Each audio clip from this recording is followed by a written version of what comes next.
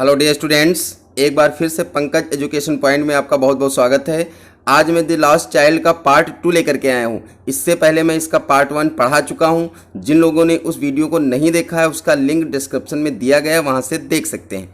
पिछले पार्ट में हमने पढ़ा था कि एक छोटा सा लड़का अपने माता पिता के साथ हंसी मस्ती से उछलता कूदता हुआ गांव के मेले को जा रहा था। रास्ते में बहुत सी चीज़ों को देख करके वह आकर्षित होता है। तो आइए कहानी को आगे बढ़ाते हैं और देखते हैं कि बच्चा और किन किन चीज़ों से आकर्षित होता है। An old banyan tree out stage its powerful arms over the blossoming jack and jamun and neem and champak and sirsa. इसमें यह कहा गया है कि एक जो पुराना बरगद का वृक्ष था वो अपनी मजबूत बाहों को ऐसे फैलाए हुए था, मतलब फूलते हुए कटहल, जामुन, नीम, चंपक और सिरसा के पेड़ों पर ऐसे फैलाए हुए था। मतलब एक पुराना बरगद का वृक्ष अपनी मजबूत बाहों को फूलते हुए कटहल, जामुन, नीम, चंपक और सिरसा के पेड़ों पर फैलाए हुए था। And cast its shadow across beds of golden cassis and crimson gulmohur as an old grandmother spread her skirts over her young ones। और इसकी छाया सुनहरे कैसिस और गहरे लाल कलर के जो गुलमोहर का पेड़ था उस पर ऐसे फैली हुई थी जैसे कि एक बूढ़ी माँ अपने छोटे बच्चे के ऊपर अपना आंचल फैला देती है। इस प्रकार से इसकी छाया इन पेड़ों पर फैली हुई थी। But the blessing blossoms freely offered their adoration to sun in spite of their protecting chaperon। यहाँ पर प्रोटेक्टिंग चैपरन का मतलब होता है संरक्षिका। मतलब जो फूल उससे पहले वो कली होती है उसके ऊपर जो संरक्षिका होती है उसको कहा गया है कि अपनी संरक्षिका होने के बावजूद भी इन शर्मीले फूलों ने अपने श्रद्धा सुमन सूर्य के प्रति समर्पित कर दिए। मतलब ये जो फूल थे भी कली के रूप में थे, लेकिन जैसे सूर्य उदय हुआ तो क्या हो गए, खिल गए। By half covering themselves and the sweet perfume of their pollen mingled with the soft cool breeze that came and went in little puffs।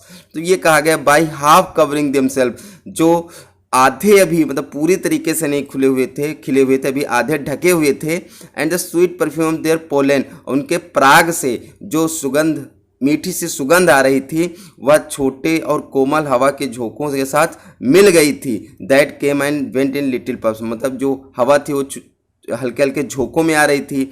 Only to be wafted aloft by a stronger breeze, और जिसके ऊपर शक्तिशाली हवा के थपेड़े पड़ रहे थे, उसके हवा से ये जो फूलों की सुगंध थी वो क्या हो गई थी, मिल गई थी। A shower of young flowers fell upon the child as he entered the group।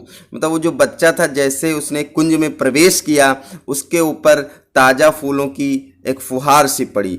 Forgetting his parents, अपने माता पिता को भूल करके he began to gather the raining petals in his hands। मतलब जो गिरती हुई पंखुड़ियाँ थी उसको अपने हाथ से वो एकत्र करने लगा। मतलब जैसे एक कुंज में उसने प्रवेश किया तो फूलों की आभा से वह मंत्रमुग्ध हो गया, अपने माता पिता को भूल गया और जो फूलों की पंखुड़ियाँ गिर रही थी उनको अपने हाथों से वो कलेक्ट करने लगा। बट लो, लेकिन ये क्या, he heard the cooing of the doves, उसने फाख्ता की क्विंग की आवाज़ सुनी, मतलब कुहने की आवाज़ सुनी। And towards his parents shouting the Dove the Dove, और वह चिल्लाते हुए अपने माता पिता की तरफ दौड़ करके आया, फाख्ता है फाख्ता है। The raining petals dropped from his forgotten hands, उसने हाथ में जो वो पंखुड़ियाँ एकत्र की थी वो भूल चुका था और उसके हाथ से गिर रही थी। A curious look was in his parents face, मतलब उनके माता पिता के चेहरे पर एक जिज्ञासा का भाव था। Till a koel stuck out a note of love, तभी क्या हुआ कि कोयल ने एक मधुर संगीत छेड़ दिया।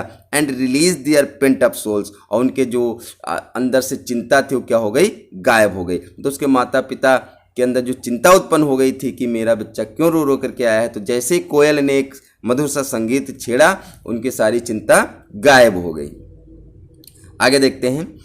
कम child come, they called to the child who had now gone running in wild capers round the banyan tree. मतलब अब उन्होंने बच्चे को पुकार करके कहा, आओ बेटा आ जाओ। जो अब क्या था कि एक जो बरगद का वृक्ष था उसके चारों ओर वो क्या कर रहा था, उछल रहा था, कूद रहा था, चक्कर लगा रहा था। And gathering him up they took the, यहाँ पर ध्यान देंगे, ये जो वर्ड लिखा है ये लुक नहीं है, यहाँ पर टुक होगा, गलती से हो गया है। And gathering him up, they took the narrow winding footpath which led to the fair through the mustard field। अब उसको लेकर के एक सकरी और चक्कर खाते हुए पगडंडी पर आ गए थे, जो क्या है कि सरसों के खेत से होते हुए मेले को जा रही थी। As they neared the village, जैसे वो गांव के नज़दीक पहुंचे, the child could see many other footpaths full of throngs converging to the whirlpool of the fair। जैसे ही गांव के निकट पहुंचे तो जो बच्चा था वो बहुत सारी पगडंडियों को देख सकता था, जिसपे क्या थी कि भीड़ चली आ रही थी, और जो क्या है कि एक भंवर की तरह चक्कर खाते हुए मेले को चली जा रही थी। मतलब बहुत सारी पगडंडियाँ खेतों की देखी और सब पर क्या थे, भीड़ चली आ रही थी, और जो सीधे कहाँ जा रही थी, मेले की ओर जा रही थी। He felt at once repelled, repelled मतलब होता है खराब, एंड फैसिनेटेड मतलब मंत्रमुग्ध कह सकते हैं, अच्छा कह सकते हैं, by the confusion of the word he was entering. मतलब वो जिस वर्ड में, जिस संसार में प्रवेश कर रहा था, उसके अंदर एक कन्फ्यूजन से पैदा हुई थी, और क्या था, वो अच्छा भी महसूस कर रहा था और कुछ कुछ चीज़ें थी उनसे खराब भी महसूस कर रहा था। मतलब जो चीज़ें उसको अच्छी लग रही थी उसको मंत्रमुग्ध कर रही थी, और जो चीज़ें उसको अच्छी नहीं लग रही थी उसके अंदर थोड़ी सी निराशा पैदा हो रही थी।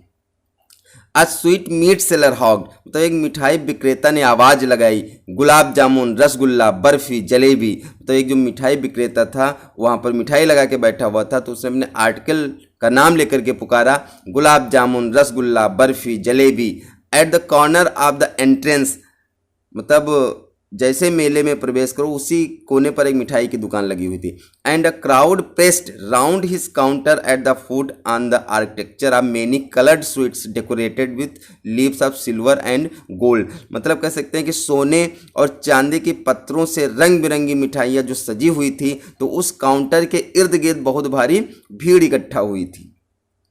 मतलब क्या कि जैसे मेले में प्रवेश करो तो एक मिठाई की दुकान थी, और अपनी मिठाइयों को खूब सजा धजा करके वो काउंटर पे लगाए हुए थे, तो उसके काउंटर पर बहुत भारी भीड़ इकट्ठा थी। The child stared open eyed and his mouth watered for the barfi that was his favourite sweet. मतलब जो बच्चा था वो आंखें फाड़ के घूर रहा था मिठाई की दुकान को, और उसके मुंह में बर्फी के लिए पानी आ गया। That was his favourite sweet, barfi क्या थी, उसकी मनपसंद मिठाई थी। I want that barfi, he slowly murmured, मतलब उसने धीरे से बुदबुदा करके कहा, मुझे बर्फी चाहिए। But he half knew as he begged that his plea would not be heeded because his parents would say he was greedy. लेकिन वो अच्छी तरीके से जानता था कि उसकी जो ये पुकार है, उसकी जो ये चाह है, वो कभी भी पूरी नहीं की जाएगी, क्योंकि उसके माता पिता कहेंगे कि वह कितना लालची है। So without waiting for an answer he moved on, इसलिए बिना उत्तर का इंतजार किए हुए वह आगे बढ़ गया। अ फ्लावर सेलर हॉग, एक फूल विक्रेता ने आवाज लगाई, a garland of gulmohar, a garland of gulmohar, गुलमोहर का हार, गुलमोहर का हार। The child seemed irresistibly drawn by the implacable sweetness of the scents that came floating on the wings of the languid air. Languid मतलब यहाँ पर कह सकते हैं कि अलसाई हुई, मतलब अलसाई हुई हवा के पंखों से जो सुगंधित मधुर हवा की सुगंध आ रही थी, उससे वो बच्चा ऐसा लग रहा था कि वो उसकी तरफ आकर्षित हो गया हो, खिंच गया हो। He bent towards the basket, वह टोकरी के पास गया, where the flowers were heaped and half murmured, जहाँ पर फूलों का ढेर लगा हुआ था। उसने फिर आधा बुड़बुड़ा करके कहा, आई वॉन्ट दैट गार्लैंड, मुझे यह हार चाहिए। बट ही न्यू वेल, लेकिन वह अच्छी तरीके से जानता था, his parents would refuse to buy him, कि उसके माता पिता यह खरीदने से इनकार कर देंगे, those flowers, because they would say that they were cheap. वो अच्छी तरीके से जानता था कि उसके माता पिता ये फूल खरीदने से इनकार कर देंगे, क्योंकि वो कहेंगे कि ये बेकार की चीज़ें हैं। So without waiting for an answer, इसलिए बिना उत्तर का इंतजार किए हुए ही मूव्ड ऑन, वह आगे बढ़ गया। आगे क्या है, A man stood holding a pole with yellow, red, green and purple balloons flying from it। मतलब एक जो व्यक्ति था वो बांस का डंडा लिए हुए खड़ा था, उसमें से पीले, लाल, हरे और पर्पल बैंगनी कलर के जो गुब्बारे थे वो उड़ रहे थे। The child was simply carried away by the rainbow glory of the silken colours. मतलब वो जो सिल्क कलर के इंद्रधनुषी आभा वाले जो गुब्बारे उड़ रहे थे उनकी तरफ वो क्या हो गया, बहुत ही आकर्षित हो गया। And he was possessed by an overwhelming desire to possess them all, और उसके अंदर उन सब गुब्बारों को खरीद लेने की एक तीव्र इच्छा जाग उठी। But he well new his parents, लेकिन वो अच्छी तरीके से जानता था his parents would never by him the balloons, कि उसके माता पिता कभी भी गुब्बारे नहीं खरीद देंगे। Because they would say he was too old to play with such toys, क्योंकि वो कहेंगे कि अब वो इतना छोटा नहीं रह गया है कि वो अब गुब्बारे खेले। सो ही वॉक्ड ऑन फार्दर, इसलिए वह आगे बढ़ गया। A juggler stood playing a flute to a snake which coiled itself in a basket। एक सपेरा, यहाँ पर जगलर का मतलब सपेरा से है और फ्लूट मतलब बांसुरी, तो एक सपेरा एक सर्प जो एक टोकरी में कुंडली बना के बैठा हुआ था, उसके आगे वो बांसुरी बजा रहा था, मतलब बीन बजा रहा था। It had raised in a graceful bend like the neck of a swan, उसका जो फन था इस प्रकार से ऊपर उठा हुआ था जैसे कि किसी हंस की गर्दन हो। While the music stole into its invisible ears like the gentle rippling of miniature waterfall, और इसकी जो उसका जो संगीत था, मतलब जो बीन बजा रहा था, तो बीन बजाने का जो संगीत था वह सर्प के अदृश्य कानों में ऐसे प्रवेश कर रहा था जैसे कि एक छोटा सा झरना हो और उसकी लहरें हों, ऐसा लग रहा था।